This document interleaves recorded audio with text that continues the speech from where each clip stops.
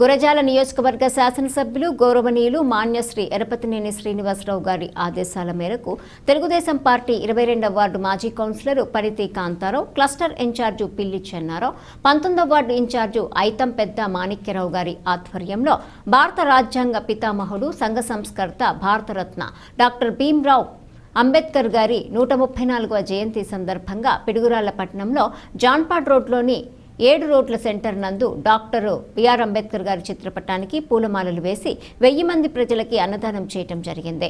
ఈ కార్యక్రమంలో పట్టణంలోని తెలుగుదేశం, జనసేన మరియు బీజేపీ నాయకులు, మహిళలు, కార్యకర్తలు, అభిమానులు మరియు ఎస్సీ నాయకులు పాల్గొన్నారు.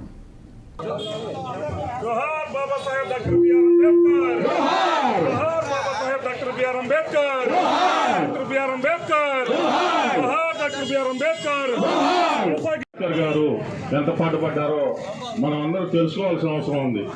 నేటి సమాజం ఆయన భారత రాజ్యాంగం నిర్మించి ఇన్ని సంవత్సరాలైనా కానీ ప్రపంచ దేశాలు మొత్తం దాన్ని అనుసరిస్తున్నాయంటే ప్రపంచంలోనే అది భారత రాజ్యాంగం విశిష్టతను చాటి చెప్తున్నాయంటే అంబేద్కర్ ఎంత మేధం అనేది మనం అందరం తెలుసుకోవాలి.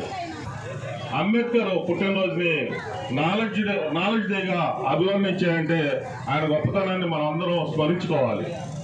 అలాగనే ఈరోజు బడుగు బలహీన వర్గాలు కూడా ఈరోజు రాజ్యాంగ ఫలాలు పొందుతా ముందుకు పోతున్నాయంటే ఈ విద్యలో కానీ, ఆరోగ్యంలో కానీ, ఉద్యోగ అవకాశాల్లో కానీ మనం అందరం ముందుకు పోతున్నామంటే అది అంబేద్కర్ మహాశయుడు మనకిచ్చిన గొప్ప వరంగా మనం పేర్కోవాలి.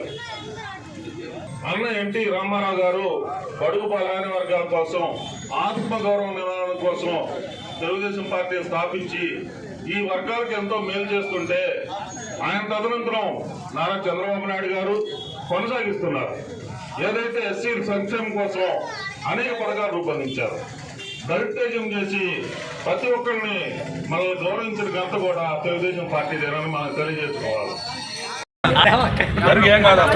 ప్రపంచ మేధావి డాక్టర్ బాబాసాహెబ్ బిఆర్ అంబేద్కర్ గారు 134వ జయంతి సందర్భంగా 7 కోట్ల సెంటర్లో అత్యంత వైభవంగా ఉత్సవం.